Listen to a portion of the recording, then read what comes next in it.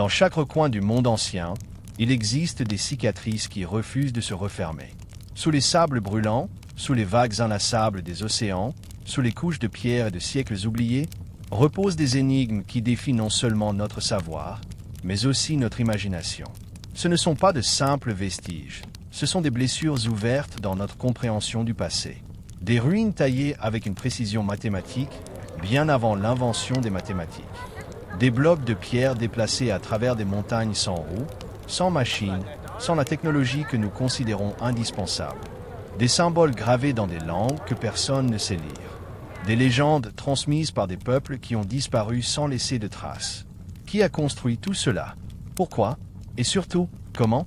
Ce que l'on nous enseigne dans les manuels d'histoire n'est peut-être qu'une surface fragile, un vernis posé au-dessus d'un océan de vérité perdue. Et si derrière les récits officiels se cachait un chapitre effacé, un chapitre interdit, que l'humanité a préféré oublier ou enterrer? Ce soir, nous allons voyager au cœur de ces mystères anciens. Des énigmes si profondes qu'elles semblent vouloir nous murmurer que notre histoire n'est pas complète, qu'elle a été réécrite, ou pire, effacée. Alors installez-vous, éteignez les lumières, et laissez-vous entraîner dans un voyage à travers le temps. Ensemble, nous allons explorer les mystères anciens les plus inexplicables que la science n'a toujours pas réussi à résoudre. L'énigme de l'Atlantide, mythe, mémoire ou réalité. Sous les vagues de l'océan Atlantique, entre le mythe et la mémoire, plane l'ombre d'un monde perdu, l'Atlantide. C'est Platon, le philosophe grec, qui au IVe siècle avant notre ère, en a parlé le premier. Dans ses dialogues Timée et Critia, il raconte l'histoire d'une île immense, au-delà des colonnes d'Hercule, ce que nous appelons aujourd'hui le détroit de Gibraltar.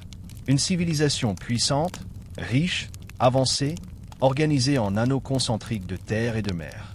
Des temples gigantesques s'élevaient vers le ciel, des statues d'or brillaient sous le soleil, et son peuple semblait avoir atteint une utopie. Mais, en une seule nuit, en un seul jour, l'Atlantide aurait sombré sous les flots, engloutie par la colère des dieux ou par une catastrophe naturelle d'ampleur inimaginable. Alors, que devons-nous croire? Était-ce seulement une allégorie, une parabole politique inventée par Platon pour dénoncer l'arrogance des civilisations? Ou bien, parlait-il d'un souvenir réel, transmis par des prêtres égyptiens, évoquant un événement survenu plus de 9000 ans avant Solon, le sage grec à qui l'histoire aurait été confiée? Si cela est vrai, alors l'Atlantide aurait existé bien avant Sumer, bien avant l'Égypte, bien avant toutes les civilisations connues. Au fil des siècles, les chercheurs ont tenté de la localiser.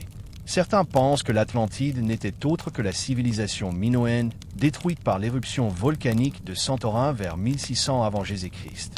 D'autres la situent près des côtes espagnoles, marocaines ou même dans les îles des Açores. Et puis il y a les théories plus audacieuses. Certains avancent que l'Atlantide faisait partie d'un réseau mondial de civilisations préhistoriques reliées par un savoir oublié. Des cartes anciennes comme celle de Piri semblent représenter l'Antarctique avec une précision impossible pour l'époque. Comment est-ce possible si ce n'est grâce à une mémoire héritée d'un monde antérieur? Malgré les siècles de recherche, aucune preuve définitive n'a jamais été trouvée. Pas de ruines indiscutables, pas d'inscriptions, pas de preuves archéologiques irréfutables. Et pourtant, l'Atlantide continue de hanter notre imaginaire collectif. Peut-être parce que, au fond, nous voulons y croire. Nous voulons croire qu'il existe un monde oublié, un âge d'or disparu, un secret dissimulé dans les profondeurs des océans. L'Atlantide est plus qu'un mythe. Elle est le reflet de notre nostalgie d'un passé qui nous échappe, d'un rêve que nous n'arrivons pas à oublier. Alors, l'Atlantide a-t-elle existé? Ou bien son absence est-elle justement la plus grande des preuves que nous cherchons au mauvais endroit? Göbekli Tepe, le temple qui défie le temps. Au cœur des collines arides du sud-est de la Turquie, près de la ville moderne de Anlurfa, se dresse un site qui a bouleversé tout ce que nous pensions savoir sur les origines de la civilisation. Göbekli Tepe. Pendant des millénaires, cette colline semblait banale. Aux yeux des habitants locaux, ce n'était qu'un relief pierreux balayé par le vent, un endroit sans importance. Mais sous la terre, sous des couches de sédiments volontairement accumulés, se cachait un secret qui allait renverser les chronologies établies. Découvert dans les années 1990 par l'archéologue allemand Klaus Schmidt, Göbekli Tepe s'est rapidement imposé comme le plus ancien complexe monumental jamais mis au jour. Les datations au carbone 14 indiquent qu'il fut construit il y a environ 11 600 ans, soit 7 000 ans avant les pyramides d'Égypte, bien avant Stonehenge, et surtout, avant même l'invention de l'agriculture. Des piliers colossaux en forme de T, certains atteignant 5,5 mètres de hauteur et pesant plus de 10 tonnes, disposés en cercle, couverts de gravures mystérieuses, animaux sauvages, serpents, renards, sangliers, vautours. D'autres motifs sont abstraits, presque symboliques, comme s'ils cachaient un langage oublié, une cosmogonie perdue. Et voici la question qui trouble les chercheurs. Comment un peuple de chasseurs-cueilleurs, sans écriture, sans métal, sans animaux de trait, a-t-il pu ériger une telle structure? Tout ce que l'on croyait savoir de la préhistoire s'effondre face à Göbekli Tepe. Jusqu'ici, l'histoire officielle nous disait que les grandes constructions étaient apparues après la sédentarisation. Après l'agriculture, lorsque les communautés avaient assez de ressources pour soutenir une organisation complexe. Mais Göbekli Tepe inverse la logique. Il semble que le besoin de culte, de rituels, de sacré ait précédé l'agriculture. Comme si les hommes s'étaient d'abord rassemblés pour vénérer quelque chose, avant même de s'unir pour cultiver la terre. Les archéologues n'ont fouillé qu'une infime partie du site, à peine 5%. Pourtant, déjà, les découvertes défient la raison. Les cercles de pierre semblent avoir été construits, utilisés, puis volontairement ensevelis sous des tonnes de terre. Pourquoi enterrer un tel lieu? Était-ce un acte rituel, une manière de le protéger, ou bien une tentative délibérée d'effacer sa mémoire? Un pilier en particulier attire toutes les attentions, le pilier 43, surnommé la pierre du vautour. On y voit un disque au-dessus d'animaux stylisés, une composition qui intrigue les chercheurs. Certains y voient une représentation astronomique, un calendrier primitif, voire le souvenir d'un événement cosmique, comme la chute d'une comète qui aurait marqué les esprits de ces peuples. Une hypothèse fascinante suggère que Göbekli Tepe pourrait être un monument à la mémoire d'une catastrophe globale qui aurait façonné le destin de l'humanité. Mais ce ne sont pas seulement les gravures qui fascinent. C'est aussi le silence qui entoure ce site. Aucun foyer domestique, aucun signe de village permanent. Göbekli Tepe ne semble pas avoir été habité. Il n'était pas une ville, mais un sanctuaire. Un lieu sacré où des groupes nomades se réunissaient peut-être chaque année pour des rituels, des sacrifices, des cérémonies dont nous avons perdu le sens. Et plus on creuse, plus le mystère s'épaissit. Certains chercheurs, aux marges de l'archéologie académique, osent des hypothèses encore plus radicales. Göbekli Tepe ne serait pas seulement l'œuvre de chasseurs-cueilleurs ingénieux, mais peut-être le vestige d'un savoir oublié, transmis par une civilisation antérieure, disparue dans les brumes de la préhistoire. Une culture dont nous n'avons gardé aucun autre témoignage, sinon ces pierres muettes dressées vers le ciel. Imaginez un instant. Et si l'histoire humaine ne commençait pas il y a 5000 ou 6000 ans avec Sumer et l'écriture, mais bien avant, avec des peuples capables d'exploits que nous ne savons toujours pas expliquer? Göbekli Tepe devient alors une porte entr'ouverte sur un passé interdit, un passé dont on a peut-être préféré nous priver. Aujourd'hui encore, les fouilles continuent, mais les réponses tardent. Chaque nouveau pilier révélé sous la terre ajoute plus de questions qu'il n'apporte de certitude. Pourquoi ces animaux? Pourquoi ces cercles? Pourquoi avoir enterré le tout? Et surtout, que nous disent ces pierres? Lorsque le vent souffle sur la colline et fait trembler les herbes sèches, on a l'impression que Göbekli Tepe respire encore. Comme si ce site n'était pas un vestige mort, mais une présence qui attend patiemment que nous le comprenions. Göbekli Tepe n'est pas seulement une ruine, c'est un défi. Un rappel que nous ne savons presque rien de nos véritables origines. La civilisation de la vallée de l'Indus, l'écriture qui refuse d'être lue. Au nord-ouest du sous-continent indien, entre les plaines fertiles du Pakistan actuel et les rives de l'Inde, s'est épanouie il y a plus de 4000 ans une civilisation d'une grandeur insoupçonnée. La civilisation de la vallée de l'Indus. Aujourd'hui encore, elle demeure l'un des mystères les plus déroutants de l'histoire humaine. Imaginez des cités immenses, parfaitement organisées, des rues tracées en quadrillage avec une précision presque moderne. Des quartiers entiers construits selon un plan d'urbanisme réfléchi, des maisons dotées de plusieurs étages, des systèmes d'égouts souterrains, des bains publics où l'eau circulait grâce à un réseau élaboré de canalisation. Une société où la propreté, l'hygiène et l'ordre semblaient avoir une importance centrale, bien plus que dans beaucoup d'autres civilisations antiques. Et pourtant, malgré cette sophistication, malgré la taille colossale de leurs villes comme Mohenjo-Daro et Harappa, cette civilisation reste une énigme silencieuse. Car si nous pouvons marcher dans leurs rues fossilisées, observer leurs briques cuites au soleil, manipuler leurs sceaux gravés, nous ne pouvons pas lire leurs mots. Le plus grand mystère du peuple de l'Indus, c'est son écriture. Gravée sur des tablettes, des poteries, des amulettes et surtout sur de petits sceaux en stéatite, elle se compose de symboles courts, d'animaux stylisés, de figures abstraites. Des inscriptions brèves, rarement plus de 4 ou 5 caractères. Des lignes entières de signes inconnus, sans équivalent direct dans les alphabets que nous connaissons. Depuis plus d'un siècle, les chercheurs tentent de percer ce code. Certains pensent qu'il s'agit d'un système d'écriture complet, une langue perdue qui attend encore son pierre de rosette pour être déchiffrée. D'autres suggèrent qu'il ne s'agit que d'un proto-langage, un ensemble de symboles utilisés à des fins religieuses ou commerciales, mais sans véritable grammaire. Mais pourquoi, dans une civilisation si avancée, ne retrouve-t-on aucune longue inscription, aucun texte, aucune stèle couverte de phrases comme en Égypte ou en Mésopotamie? Était-ce une langue réservée à une élite, transmise oralement, seulement symbolisée par quelques marques?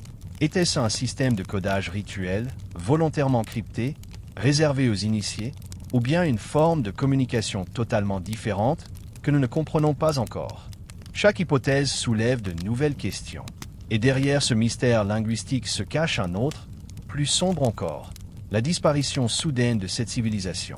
Vers 1900 avant notre ère, les grandes cités du bassin de l'Indus commencent à décliner.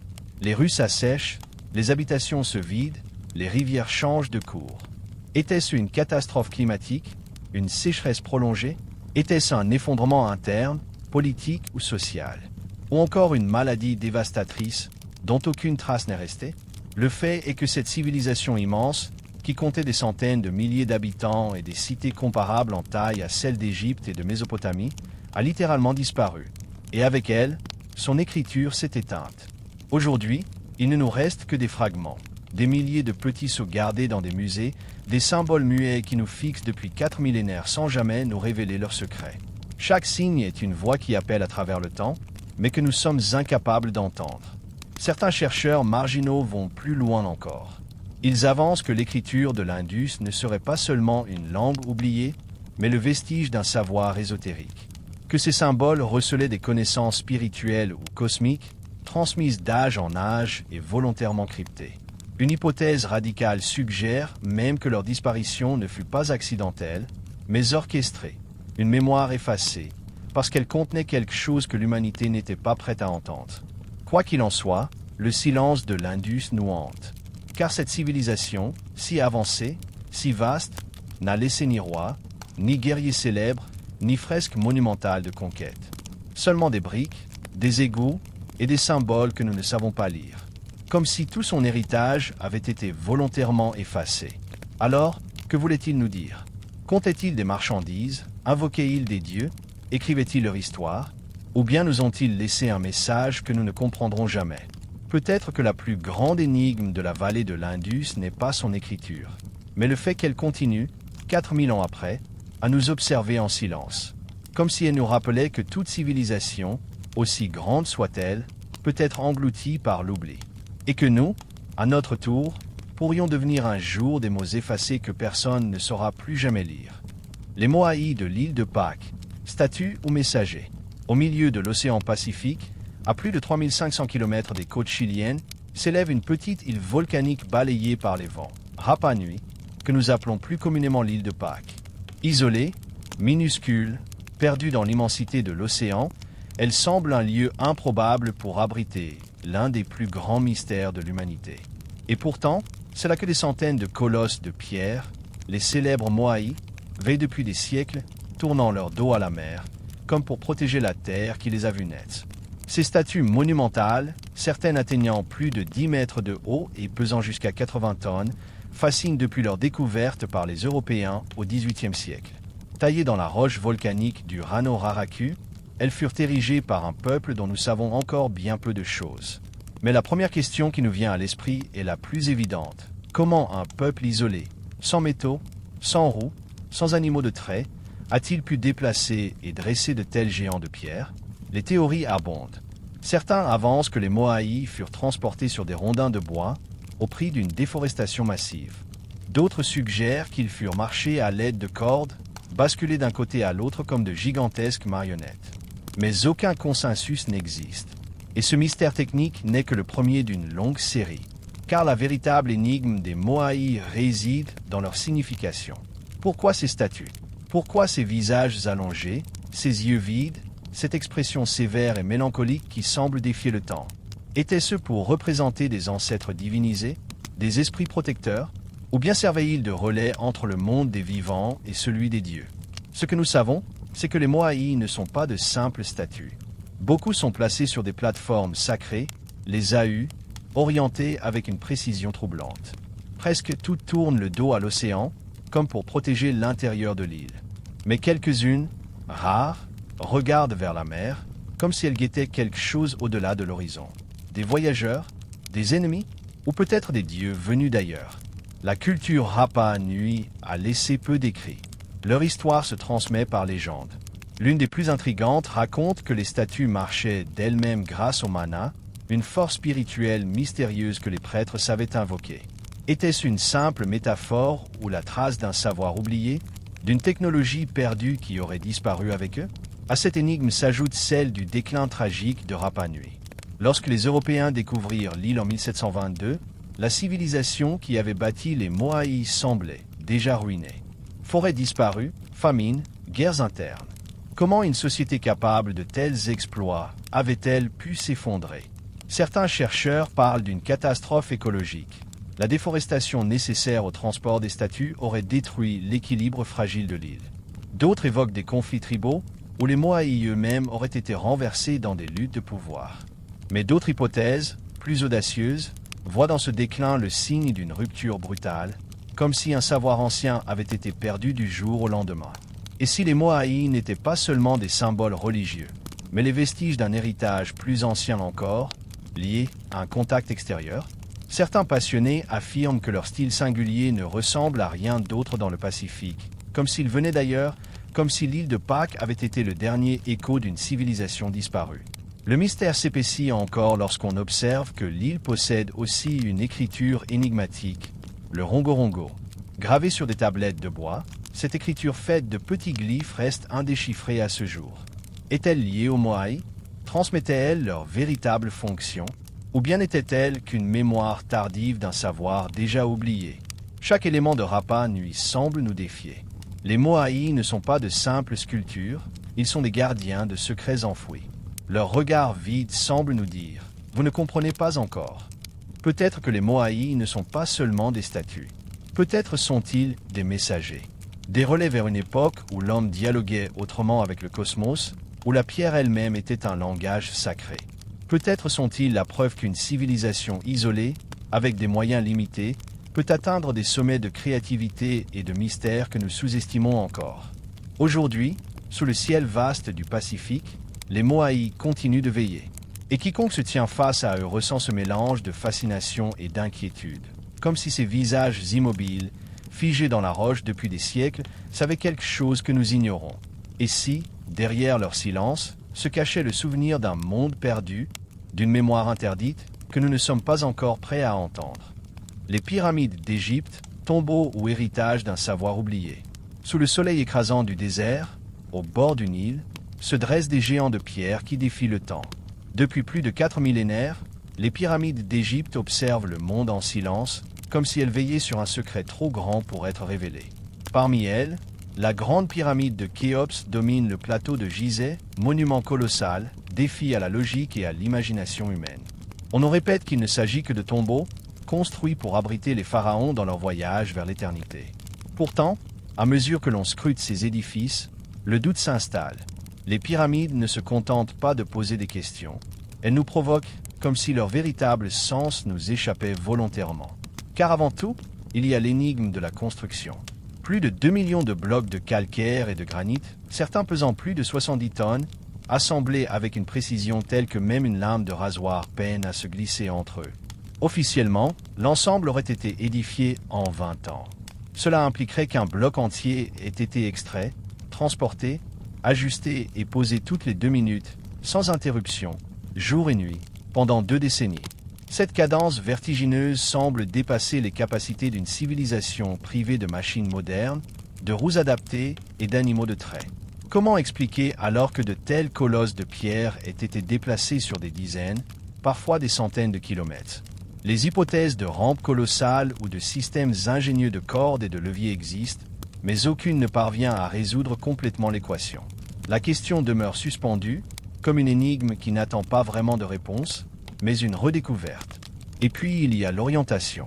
La grande pyramide est alignée presque parfaitement sur les 4 points cardinaux, avec une marge d'erreur infime, plus précise encore que nombre de constructions modernes. Ces proportions révèlent un savoir mathématique prodigieux. Le rapport entre sa hauteur et sa base correspond presque exactement au nombre, comme si les bâtisseurs avaient voulu inscrire dans la pierre un langage universel. Ce détail fascine d'autant plus que les 3 pyramides de Gizeh, lorsqu'on les observe du ciel, reproduisent avec une précision troublante la disposition des 3 étoiles de la ceinture d'Orion. Hasard ou choix délibéré? Si c'est intentionnel, cela signifie que les Égyptiens cherchaient à relier leurs monuments à l'ordre cosmique, à inscrire la destinée humaine dans le mouvement éternel des étoiles. Mais l'énigme la plus déroutante se cache peut-être à l'intérieur. Contrairement aux attentes, la pyramide de Khéops n'est pas un vaste labyrinthe, mais un ensemble de galeries et de chambres étonnamment sobres. Pas de fresques murales, pas de hiéroglyphes, pas de prières funéraires. Rien que des pierres nues et silencieuses. Comme si le monument lui-même était le message, comme si la pyramide entière était un texte codé dont nous n'avons pas encore trouvé la clé. En 2017, une découverte bouleversa encore davantage les certitudes.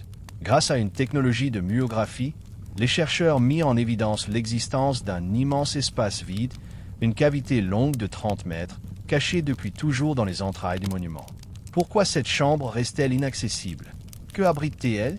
Une salle funéraire secrète, un mécanisme rituel, ou quelque chose qui dépasse notre entendement? Face à ces questions, certains refusent l'idée que les Égyptiens aient pu accomplir seuls de tels prodiges. Pour eux, les pyramides ne sont pas seulement des tombeaux, mais le vestige d'un savoir oublié, hérité d'une civilisation plus ancienne, aujourd'hui disparue. L'hypothèse de l'Atlantide revient souvent. Ce continent mythique décrit par Platon aurait transmis aux Égyptiens des connaissances astronomiques et mathématiques d'un niveau que nous peinons encore à saisir. Dans cette perspective, les pyramides deviennent des archives de pierre, des coffres-forts de savoir, conçus pour résister au temps et pour transmettre un message à l'humanité future. D'autres, plus audacieux encore, imaginent une origine venue des étoiles. Les alignements, la précision, la taille colossale, tout cela ressemblerait non pas aux fruits d'une civilisation naissante, mais à l'intervention d'êtres supérieurs, venus d'ailleurs. Les pyramides seraient alors des balises cosmiques, des repères destinés à guider ou à marquer la présence de ces mystérieux visiteurs. Une hypothèse qui semble relever de la science-fiction. Et pourtant, elle persiste dans l'imaginaire collectif, alimentée par le sentiment que quelque chose nous échappe. Quoi qu'il en soit, une évidence s'impose. Ces monuments ne sont pas de simples tombeaux. Ils sont porteurs d'une symbolique plus vaste, d'une ambition qui dépasse la survie d'un roi. Ils incarnent une volonté de dialogue avec l'éternité, une tentative de figer dans la pierre la relation entre l'homme, la terre et le cosmos. Ils sont à la fois sanctuaires, instruments de mesure, œuvres d'art et peut-être archives d'un savoir perdu. Et c'est peut-être là leur plus grand secret. Plus que des édifices, les pyramides sont des questions gravées dans la roche. Chaque bloc, chaque angle, chaque silence de leur couloir semble murmurer une vérité que nous ne comprenons pas encore. Elles ne nous livrent pas des réponses, elles nous obligent à chercher. Elles nous rappellent que même au sommet de nos connaissances, nous restons de simples voyageurs dans l'immensité du temps.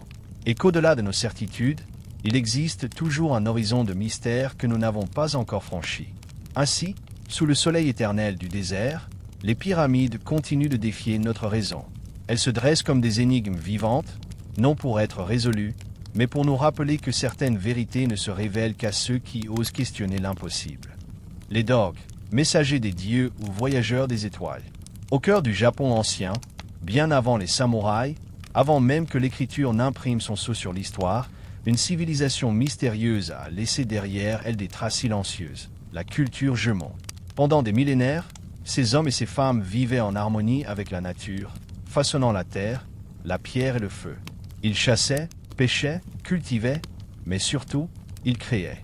Parmi les vestiges de leur monde, un objet se distingue, étrange, fascinant, presque dérangeant, les dogs. Ces petites figurines de terre cuite, aux formes insolites, se dressent comme des énigmes venues d'un autre âge.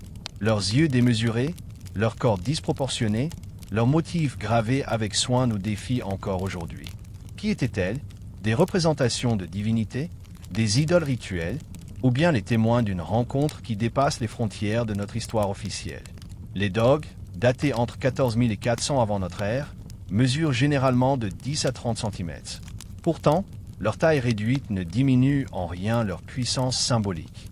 Leurs silhouettes sont souvent trapues, leurs visages ornés de lunettes gigantesques, semblables à des masques ou à des visières.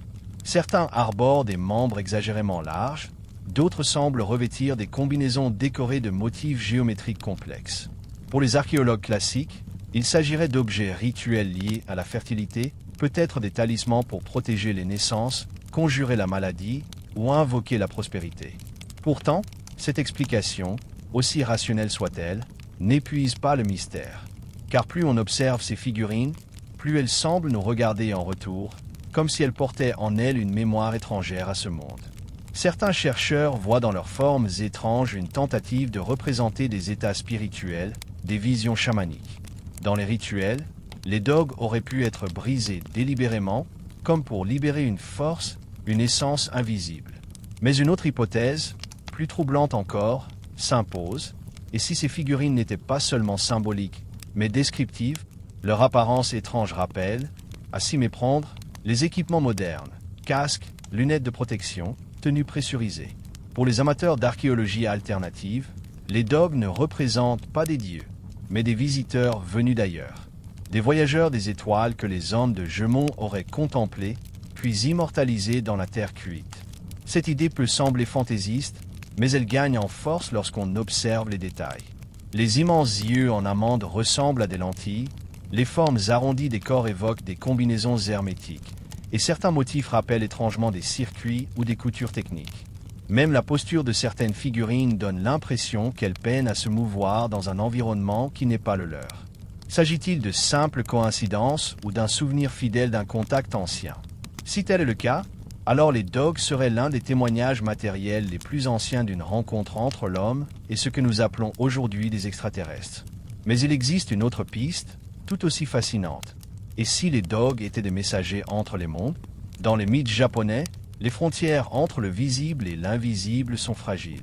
Les kami, esprits divins, peuplent chaque pierre, chaque arbre, chaque rivière. Les dogs pourraient avoir été les intermédiaires de ces forces invisibles, les ponts entre l'humanité et le sacré. Leur apparence étrange reflèterait non pas des machines ou des êtres venus des étoiles, mais des visions mystiques que seuls les initiés pouvaient comprendre. Dans cette lecture, les dogs deviennent les témoins d'une spiritualité profonde, dont le sens nous échappe, mais dont la présence continue à résonner à travers les siècles. Ce qui frappe également, c'est leur nombre. Plus de 15 000 dogs ont été découverts à travers le Japon, dispersés dans des villages, des sites funéraires, des lieux sacrés. Pourquoi une telle abondance? Si leur fonction était purement rituelle, pourquoi en créer autant et les modeler avec tant de variations? Chaque figurine semble unique, comme si elle représentait un être particulier, un individu ou une entité spécifique. Leur multiplicité suggère une importance qui dépassait le simple symbole. Elles incarnaient quelque chose d'essentiel à la vie et à la survie de ces communautés. Pourtant, malgré leur importance manifeste, leur véritable signification nous échappe. Aucun texte, aucun récit contemporain n'accompagne leur existence. Tout ce que nous savons vient des fragments de terre cuite eux-mêmes, silencieux, énigmatiques. Et c'est dans ce silence que prospèrent les spéculations. Les dogs deviennent des miroirs. Certains y voient la trace d'une spiritualité disparue, d'autres les preuves d'un contact ancien avec une intelligence venue d'ailleurs. Peut-être les deux à la fois. Aujourd'hui encore, les dogs exercent une fascination particulière, non seulement auprès des chercheurs, mais aussi dans la culture populaire. Ils apparaissent dans les mangas, les jeux vidéo, les films, toujours associés au mystère, au sacré, à l'inconnu. Leur pouvoir symbolique traverse le temps, comme si ces figurines avaient été conçues pour ne jamais cesser de questionner. Et peut-être est-ce là leur véritable rôle. Plus qu'un objet d'art, plus qu'un vestige archéologique, le dog est une énigme vivante. Il ne donne pas de réponse, il ouvre des portes. Vers notre passé, vers nos croyances, vers nos rêves et nos peurs les plus anciennes. Était-il le reflet des dieux de Gemont, le souvenir de voyageurs venus des étoiles, ou simplement le témoignage d'une imagination humaine débordante? Nous ne le saurons peut-être jamais. Mais tant que leurs yeux énormes continueront de nous fixer à travers les vitrines des musées, tant que leurs silhouettes disproportionnées hanteront nos esprits, les dogs resteront des messagers intemporels. Des messagers venus de l'aube de l'humanité, porteurs d'un mystère que même le temps n'a pas réussi à effacer. Stonehenge, le cercle de pierre qui défie le temps. Dans la plaine verdoyante de Salisbury, au sud de l'Angleterre, se dresse une silhouette de pierre qui semble flotter entre deux mondes. Sous la brume matinale ou dans la lueur orangée du couchant, Stonehenge apparaît comme un rêve figé dans la roche. Depuis des siècles, voyageurs, érudits et rêveurs se tiennent face à ces blocs massifs, incapables de percer leurs secrets. Car si Stonehenge est là, debout, tangible, sa signification reste insaisissable. Chaque pierre semble parler une langue oubliée, chaque alignement suggère une intention. Mais laquelle? Était-ce un temple, un observatoire, un sanctuaire ou autre chose qui dépasse nos catégories modernes? Les faits bruts impressionnent déjà. Stonehenge a été construit en plusieurs phases, s'étalant sur plus de 1000 ans, entre 3000 et 2000 avant notre ère. Le cercle le plus emblématique, avec ses trilithes colossaux, est composé de blocs de grès pesant jusqu'à 40 tonnes, transportés depuis des carrières situées à plus de 30 km.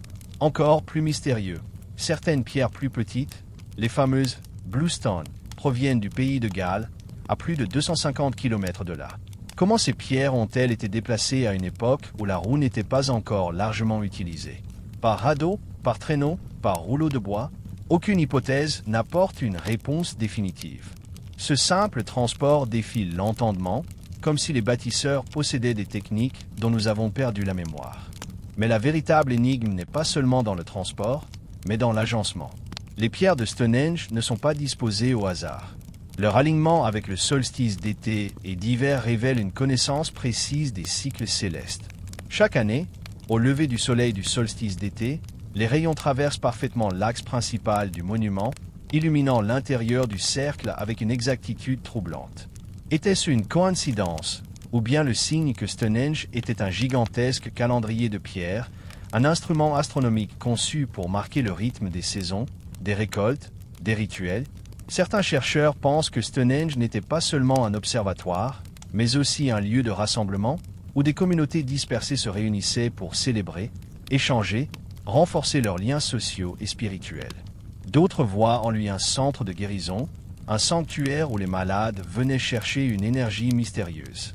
En effet, des analyses archéologiques ont révélé la présence de restes humains portant des traces de maladies et de blessures, comme si Stonehenge avait attiré ceux qui espéraient un miracle. Mais pour d'autres, Stonehenge cache un message bien plus vaste. Les proportions du cercle, les rapports mathématiques entre ces pierres, la précision de son orientation suggèrent un savoir géométrique et astronomique surprenant pour une époque néolithique. D'où venait cette connaissance? Était-elle le fruit de générations d'observations patientes, ou bien l'héritage d'un savoir plus ancien, transmis par une civilisation aujourd'hui disparue? Certains n'hésitent pas à établir des liens entre Stonehenge et d'autres monuments mégalithiques à travers le monde, comme les alignements de Karnak en Bretagne ou les structures mystérieuses de Malte. Comme si une même impulsion avait guidé des peuples séparés par la distance, mais unis par un langage de pierre. Et il y a aussi l'hypothèse la plus audacieuse, celle des visiteurs venus des étoiles. Pour ces défenseurs, Stonehenge n'est pas seulement un temple ou un observatoire, mais une balise cosmique, un point de repère conçu pour dialoguer avec le ciel. Les alignements astronomiques, la monumentalité des pierres, l'effort surhumain de leur transport, tout cela semblerait démesuré pour une simple société agricole. Était-ce alors un lieu de contact, une porte entre le monde des hommes et celui des dieux? Une station où le ciel et la terre se rejoignaient? Aujourd'hui encore, Stonehenge continue de susciter fascination et débat. Les archéologues y voient un témoignage extraordinaire des capacités humaines, une preuve que des communautés préhistoriques, sans outils modernes, pouvaient accomplir l'impossible par la force collective, la persévérance et l'ingéniosité. Mais au-delà des faits matériels, ce monument agit comme un miroir. Il reflète nos propres questions, nos doutes, nos rêves d'infini. Car face à lui, chacun projette une vision différente. Pour certains, c'est un lieu de science, pour d'autres, un lieu sacré, et pour beaucoup, une énigme volontaire laissée par nos ancêtres pour nous rappeler que le passé n'est jamais totalement révolu. Et c'est peut-être cela, le véritable secret de Stonehenge. Plus qu'un monument, il est un message. Non pas un message que l'on lit, mais que l'on ressent. Un message qui traverse les âges pour nous dire que nous faisons partie d'un cycle plus vaste, d'un cosmos dont nous n'avons encore qu'entrevu la profondeur. En contemplant ces pierres immobiles, nous sentons le passage des milliers d'années, la persistance d'un geste humain qui voulait toucher l'éternité. Ainsi, dans le silence des plaines anglaises, Stonehenge se dresse toujours, défiant le vent, la pluie, le temps. Et tant que ces pierres resteront debout, elles continueront à nous interroger, à nous troubler, à nous rappeler que certains mystères ne sont pas faits pour être résolus, mais pour nous pousser à regarder plus loin, au-delà de nous-mêmes, vers les étoiles et vers l'inconnu. L'Atlantide, le continent englouti. Depuis plus de 2 millénaires, l'histoire d'un monde perdu entre l'imaginaire de l'humanité. L'Atlantide, un nom qui évoque à la fois la splendeur et la ruine, la puissance et la chute, le rêve et la tragédie. Tout commence avec Platon, le philosophe grec, qui, dans ses dialogues Timée et Critia, décrit une île immense, plus vaste que la Libye et l'Asie réunies, un empire prospère et orgueilleux qui, en un seul jour et une seule nuit, fut englouti sous les flots. Depuis lors, les générations se succèdent et toutes se posent la même question. L'Atlantide a-t-elle vraiment existé ou n'est-elle qu'un mythe destiné à nous transmettre une leçon? Platon raconte que l'Atlantide se trouvait au-delà des colonnes d'Hercule, c'est-à-dire au-delà du détroit de Gibraltar, dans l'océan Atlantique. Ses habitants, descendants du dieu Poséidon et d'une mortelle, avaient bâti une civilisation extraordinaire. Canaux, palais, temples recouverts d'or et d'ivoire, jardins luxuriants, armées redoutables. Tout dans ce récit respire la grandeur. Mais cette prospérité s'accompagna d'orgueil. Les Atlantes, séduits par leur propre puissance, se détournèrent de la vertu et cherchèrent à dominer le monde. Alors, selon Platon, les dieux les punirent en faisant sombrer leur continent sous la mer. Ce récit, bien que vieux de 24 siècles, continue de fasciner parce qu'il résonne comme une énigme universelle. Était-ce une invention littéraire, une allégorie philosophique destinée à illustrer la fragilité des civilisations, ou bien Platon s'appuyait-il sur des souvenirs anciens, transmis par des prêtres égyptiens, qui auraient conservé la mémoire d'une catastrophe bien réelle? Les hypothèses abondent. Certains situent l'Atlantide dans l'océan Atlantique, d'autres dans la Méditerranée, d'autres encore dans les Amériques. Des archéologues ont cru voir son souvenir dans la civilisation minoenne de Crète, détruite par l'éruption cataclysmique de Santorin vers 1600 avant notre ère. Cette catastrophe, l'une des plus violentes de l'histoire humaine, provoqua un tsunami dévastateur qui ravagea les rivages de la Méditerranée orientale. Serait-ce là l'événement réel derrière le mythe? Ou bien n'est-ce qu'une coïncidence parmi d'autres? Car le mystère de l'Atlantide dépasse la simple géographie. Il touche à l'idée même d'une civilisation disparue, plus avancée que celle que nous connaissons. Beaucoup de penseurs et d'écrivains, de la Renaissance à nos jours, ont vu dans l'Atlantide le vestige d'un âge d'or oublié, un monde où science, art et spiritualité se mêlaient harmonieusement. Certains y voient même la source de toutes les grandes civilisations connues, l'Égypte, la Mésopotamie, les Mayas, qui auraient hérité d'un savoir transmis par les survivants de la catastrophe. Et puis il y a les théories plus audacieuses, celles qui suggèrent que l'Atlantide n'était pas seulement une civilisation terrestre, mais un héritage d'ailleurs. Certains avancent que ses habitants possédaient des technologies avancées, capables de canaliser l'énergie des cristaux ou de maîtriser des forces naturelles qui nous échappent encore. Dans cette perspective, le mythe de l'engloutissement ne serait pas seulement une punition divine, mais l'écho d'un cataclysme cosmique, peut-être même lié à des visiteurs venus des étoiles. Ce qui frappe, c'est la persistance du mythe. Partout, des récits similaires apparaissent. Des continents engloutis, des civilisations perdues, des villes submergées. Les légendes indiennes parlent de Dwarka, englouti par l'océan. Les traditions amérindiennes évoquent des terres disparues sous les eaux. Même les récits bibliques, avec le déluge, semblent porter l'empreinte de cette mémoire universelle. Et si l'Atlantide n'était pas une simple invention, mais la trace d'un souvenir collectif, inscrit dans la conscience des peuples, celui d'un cataclysme planétaire dont nous aurions gardé l'écho? Aujourd'hui, malgré les recherches scientifiques, l'Atlantide demeure insaisissable. Les océanographes explorent les fonds marins, les archéologues scrutent les ruines, les chercheurs croisent les mythes et les données géologiques. Mais rien de définitif n'a encore été trouvé. Et peut-être est-ce là la clé. Le mystère de l'Atlantide n'est pas fait pour être résolu, mais pour nous interroger. Il nous pousse à réfléchir à notre propre monde, à nos excès, à notre fragilité. Car derrière la légende d'un continent englouti se cache une vérité intemporelle. Aucune civilisation, si puissante soit-elle, n'est à l'abri de sa propre chute. Lorsque nous regardons la mer, immense et insondable, nous comprenons pourquoi ce mythe persiste. Les vagues qui se brisent sur les côtes semblent chuchoter l'histoire de royaumes disparus. Le silence des abysses garde peut-être encore les traces d'un monde oublié. Et si un jour, au détour d'une expédition, un vestige de pierre, une cité engloutie, surgissait des profondeurs, que penserions-nous? Aurions-nous le courage de reconnaître que l'histoire de l'humanité est bien plus ancienne, plus complexe, plus mystérieuse que ce que nous croyons? L'Atlantide demeure une énigme, une frontière entre le réel et l'imaginaire, entre la mémoire et le mythe. Mais elle nous enseigne une chose essentielle, que toute civilisation qui oublie l'équilibre avec la nature, qui se laisse emporter par l'orgueil, finit par s'effondrer. Qu'elle soit réelle ou non, l'Atlantide est un miroir tendu à notre monde. Et tant que nous écouterons le murmure des vagues, nous entendrons, dans leur chant, l'écho du continent perdu.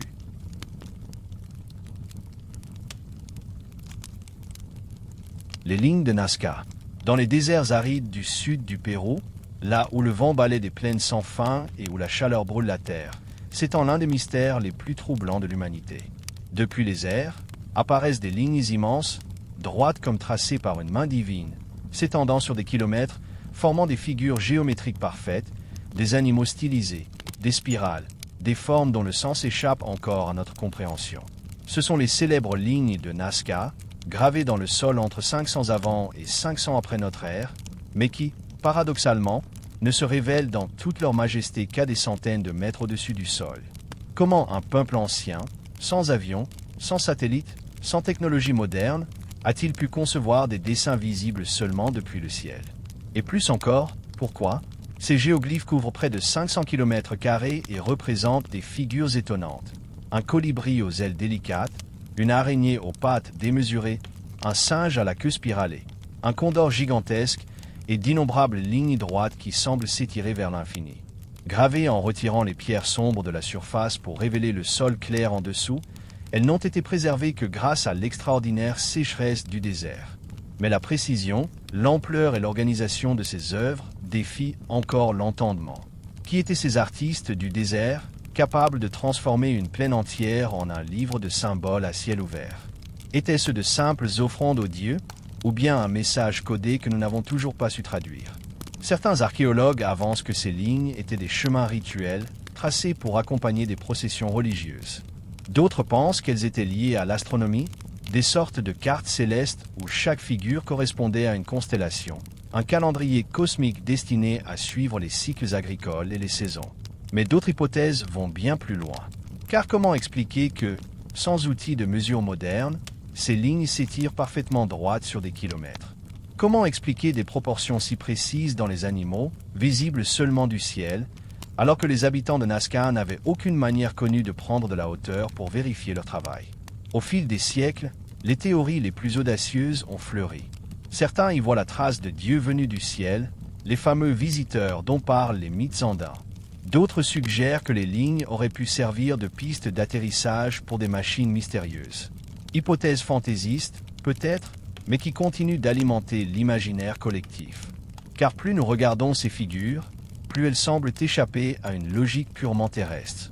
Et si ces messages n'étaient pas destinés à des yeux humains, mais à des observateurs venus d'ailleurs?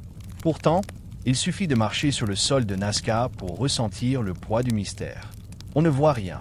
Quelques sillons à peine, des traces effacées par le temps. Le vrai choc ne se révèle que vu du ciel, comme si ces dessins avaient été créés non pour ceux qui les ont faits, mais pour quelqu'un ou quelque chose d'au-delà. Était-ce un langage divin, une prière gravée à l'échelle du monde? Était-ce un appel, un signal? En 1940, l'archéologue allemande Maria Reisch consacra toute sa vie à l'étude de ces lignes. Armée de simples cordes et de règles, Elle tenta de comprendre leur agencement et soutint la thèse astronomique.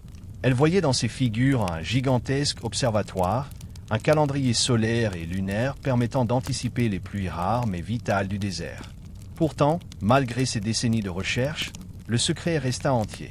Chaque explication semble s'éroder comme le sable sous le vent. Les légendes locales ajoutent encore une aura de mystère. Certains habitants affirment que les lignes furent tracées pour guider les esprits, des routes sacrées que les dieux pouvaient emprunter. D'autres murmurent qu'elles sont liées à l'eau, cette ressource rare et précieuse, des rituels gravés dans la terre pour invoquer la pluie. Mais aucune preuve définitive n'a jamais été trouvée. Chaque nouvelle interprétation ouvre davantage de questions qu'elle n'en résout.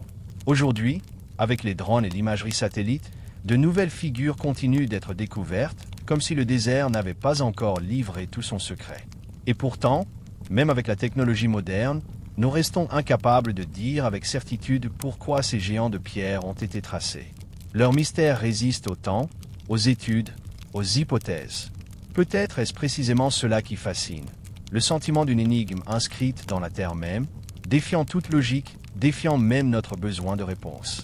Les lignes de Nazca sont à la fois un livre ouvert et une énigme close. Elles nous montrent que, parfois, le passé n'est pas simplement une histoire révolue, mais un dialogue silencieux qui continue à nous interroger. Peut-être ne comprendrons-nous jamais leur véritable sens. Peut-être n'étaient-elles pas faites pour être comprises. Mais chaque fois qu'un avion les survole et que les silhouettes prennent vie sous les yeux ébahis des passagers, la même question renaît, brûlante et obsédante. Pour qui ? Pourquoi ces lignes ont-elles été tracées ?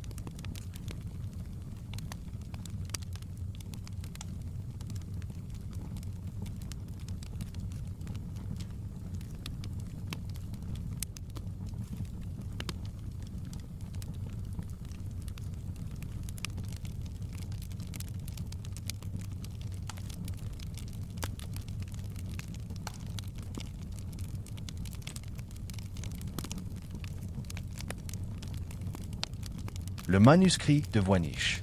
Dans une bibliothèque silencieuse, à l'abri des regards, repose l'un des livres les plus énigmatiques jamais découverts.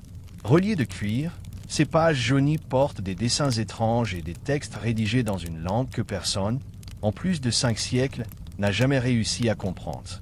C'est le célèbre manuscrit de Voynich, un objet qui défie les savants, obsède les cryptographes et alimente les théories les plus folles depuis plus d'un siècle. Chaque page semble chuchoter un secret venu d'un autre temps, mais ce secret demeure inviolable, enfermé dans des symboles qui ne ressemblent à aucun alphabet connu. Découvert officiellement en 1912 par le libraire Wilfried Voynich, ce manuscrit aurait été rédigé au XVe siècle si l'on en croit les analyses au carbone 14. Pourtant, rien dans son contenu ne ressemble aux ouvrages de l'époque.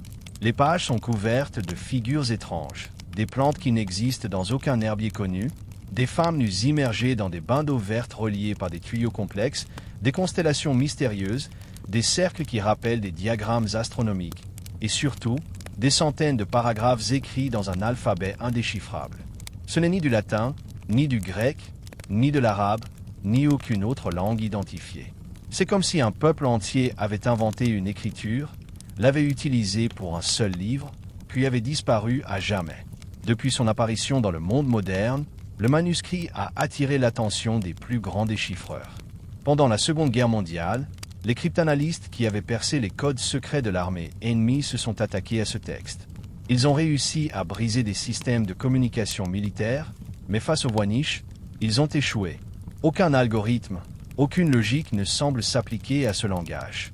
Chaque mot est construit selon une cohérence interne, avec des répétitions, une grammaire apparente, mais sans lien avec aucune langue humaine connue.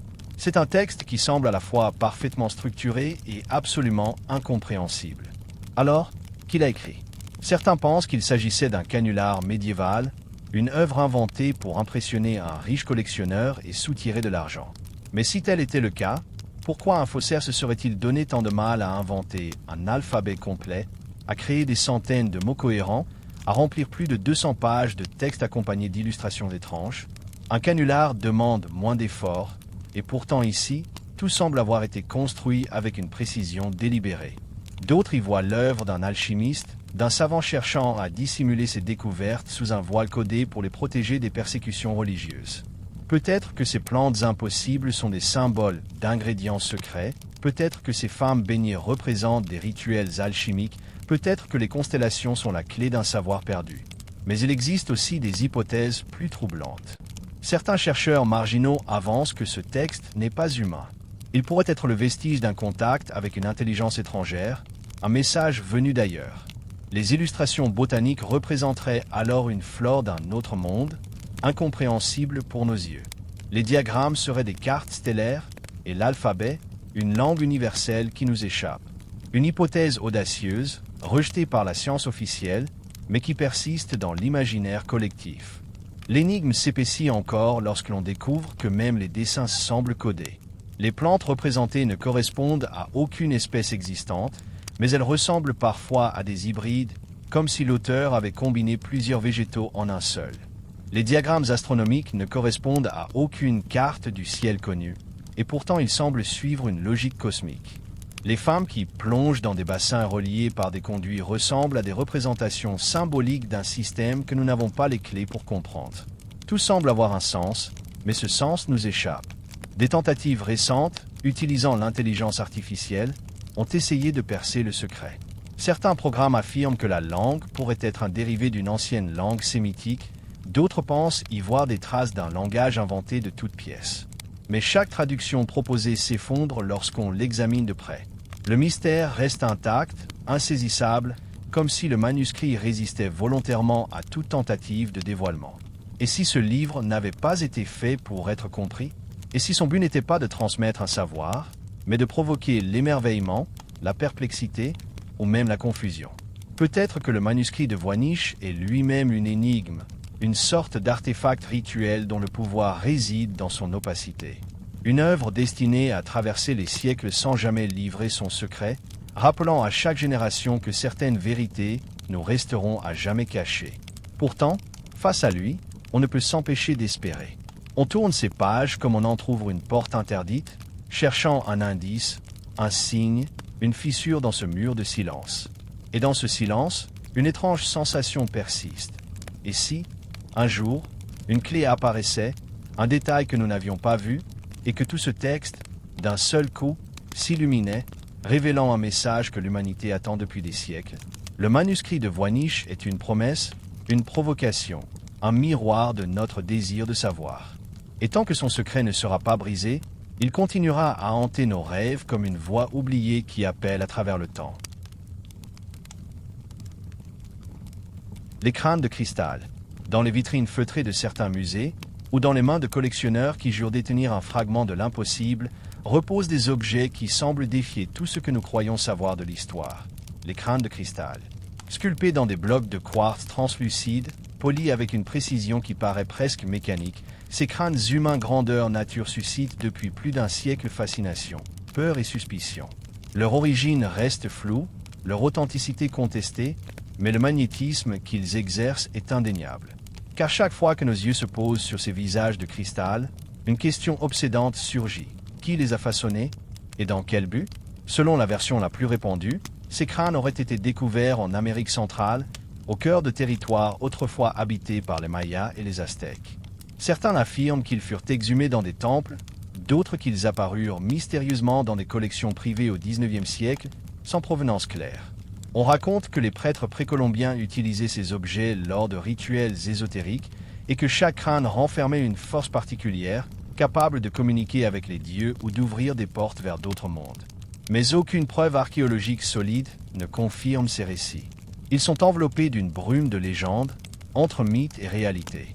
L'un des plus célèbres est le crâne dit de Michelage, présenté comme une découverte miraculeuse en 1924 dans les ruines mayas de Lubaantin, au Belize.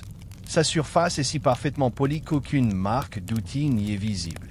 Il est constitué d'un seul bloc de cristal de roche, travaillé à contre-fil, ce qui, selon les experts, aurait dû le briser s'il avait été taillé avec des méthodes connues. Certains scientifiques affirment que, même avec nos techniques modernes, reproduire une telle précision demanderait des mois de travail intensif. Pourtant, il existe bel et bien, tangible, scintillant sous la lumière, comme s'il avait été façonné par une main étrangère à notre histoire. Les analyses au microscope ont révélé des énigmes encore plus troublantes. Aucune trace d'outil métallique, Aucun indice clair d'une méthode de fabrication traditionnelle. Et pourtant, les formes sont symétriques, les détails parfaitement proportionnés. Comment un peuple ancien, sans technologie avancée, aurait-il pu réaliser une telle prouesse?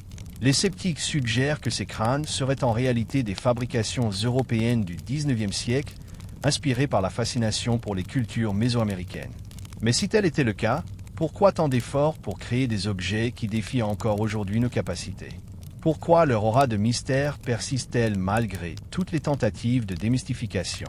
Certains chercheurs marginaux avancent une théorie vertigineuse. Ces crânes seraient des reliques venues d'un temps oublié, les vestiges d'une civilisation disparue, peut-être l'Atlantide ou une autre culture préhistorique avancée. Chaque crâne, selon les légendes, contiendrait une part de connaissance universelle, un fragment de mémoire cristallisé. Réunis, ils révéleraient un savoir total, capable de transformer l'humanité. On parle de 13 crânes originels, disséminés à travers le monde, qui, une fois rassemblés, délivreraient un message caché depuis des millénaires. Vision poétique ou prophétie occulte, le mythe continue d'enflammer l'imagination. Mais le mystère ne s'arrête pas là. Ceux qui ont approché ces crânes affirment avoir ressenti des phénomènes étranges. Changement de température, vision soudaine, sensation d'énergie vibrante. Certains disent avoir entendu des voix, d'autres racontent avoir vu des images défiler dans le cristal, comme si le quartz était une mémoire vivante. Des médiums prétendent que les crânes sont des bibliothèques cosmiques, stockant les souvenirs d'anciens mondes. Des scientifiques plus rationnels parlent d'effets psychologiques, d'illusions provoquées par la fascination. Mais comment expliquer que des témoignages similaires émergent de cultures et d'époques différentes? Les crânes de cristal se trouvent aujourd'hui dispersés, certains exposés, d'autres gardés dans le secret. Chaque fois qu'ils réapparaissent, ils provoquent la même onde de stupeur. Leur silence est plus parlant que 1000 explications. Ils semblent nous observer, comme si derrière leurs orbites vides se cachait une intelligence muette, une attente. Peut-être ne sont-ils que des artefacts forgés par l'imagination humaine, ou peut-être sont-ils les témoins muets d'un savoir ancien, trop grand pour nos mains. Ce qui est certain, c'est que leur mystère persiste. Les scientifiques tentent encore de les réduire à de simples curiosités, défauts du XIXe siècle. Mais les croyants voient en eux des portes, des clés vers un passé qui nous échappe. Et si, au lieu de choisir, nous acceptions les deux visions, peut-être que ces crânes ne sont pas seulement ce qu'ils semblent être. Peut-être qu'ils ne sont pas simplement faits de cristal, mais de ce besoin universel qu'a l'humanité de donner un visage à l'inconnu, de sculpter ses peurs et ses espoirs dans une forme tangible. Ainsi, les crânes de cristal continuent de défier notre logique. Ils incarnent à la fois la perfection matérielle et l'abîme de l'inexplicable. Chaque fois que la lumière traverse leur transparence, on a l'impression que ce ne sont pas eux que nous observons, mais qu'ils nous renvoient notre propre reflet. Et dans ce reflet, une vérité demeure. Il existe des mystères que même la science moderne ne parvient pas à enfermer. Peut-être que ces crânes n'ont jamais été destinés à livrer leurs secrets, mais seulement à rappeler que l'inconnu est toujours là, patient, attendant que nous ayons le courage de le regarder en face. Les catacombes de Paris. Sous les rues lumineuses et animées de Paris, sous les boulevards, les cafés et les monuments que le monde entier admire, s'étend un autre univers, invisible à ceux qui flânent en surface, mais bien réel. Un royaume de pierre, de ténèbres et de silence, les catacombes. À perte de vue, des galeries sinueuses, des couloirs interminables, des voûtes basses où résonnent seulement les pas des intrus.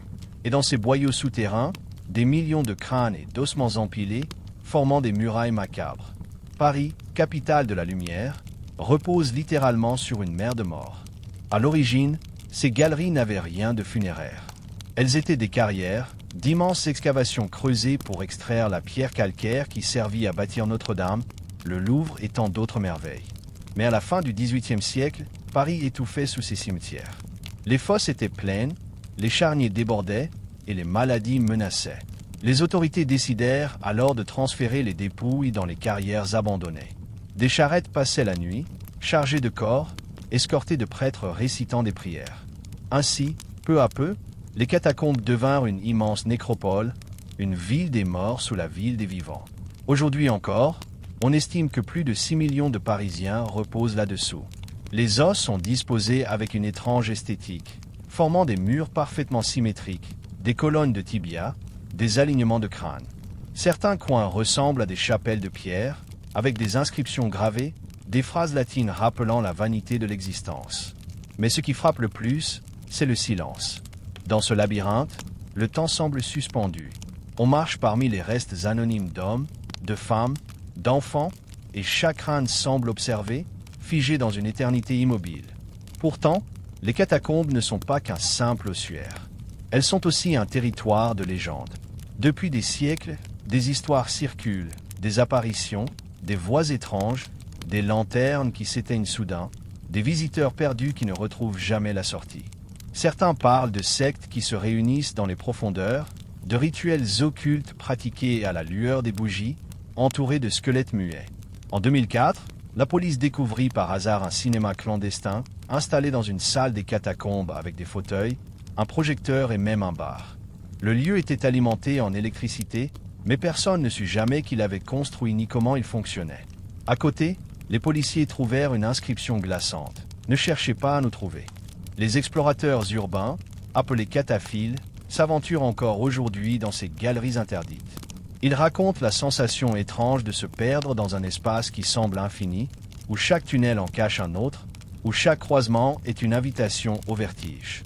Certains parlent de zones qui ne figurent sur aucune carte, de portes scellées menant à des cavités secrètes. Il existe même une rumeur selon laquelle une partie des catacombes descend bien plus bas que ce qui est connu, vers des niveaux enfouis qui n'ont jamais été explorés. Des voix chuchoteraient dans ces profondeurs, comme si les morts murmuraient encore leur présence. Une légende urbaine raconte l'histoire d'un homme qui filmait son exploration dans les années 1990. Sa caméra fut retrouvée, abandonnée dans un tunnel, mais lui-même ne revint jamais. Sur les images, on le voit marcher de plus en plus vite, regardant autour de lui avec panique, comme s'il était poursuivi par quelque chose d'invisible. La vidéo se termine brusquement, la caméra tombant au sol. Depuis, certains prétendent qu'il erre toujours dans les souterrains, condamné à marcher sans fin parmi les morts. Mais au-delà des mythes et des frissons, les catacombes exercent une fascination plus profonde. Elles nous rappellent brutalement que sous nos pas, sous la modernité, sous le bruit des voitures et des rires des terrasses, repose une mémoire collective. Chaque os appartient à une histoire oubliée, à une vie effacée. Et tous ensemble, ils forment un miroir de notre condition. Nous aussi finirons par rejoindre ce silence. Peut-être est-ce pour cela que les catacombes nous attirent et nous effraient à la fois. Elles sont le rappel que la mort n'est jamais loin, qu'elle nous entoure même lorsque nous croyons marcher dans la lumière. Les catacombes de Paris ne sont pas seulement un ossuaire. Elles sont un sanctuaire du mystère. Un labyrinthe où se mêlent l'histoire, peur, curiosité et sacré. Elles incarnent cette part d'ombre que la ville elle-même semble vouloir cacher, mais qui persiste, indestructible, sous ses fondations. Et peut-être qu'au fond, c'est cela leur véritable secret. Elles ne nous parlent pas des morts, mais des vivants. De notre peur de l'inconnu, de notre désir de percer le voile, et de notre incapacité à accepter que certains mystères resteront toujours enfouis.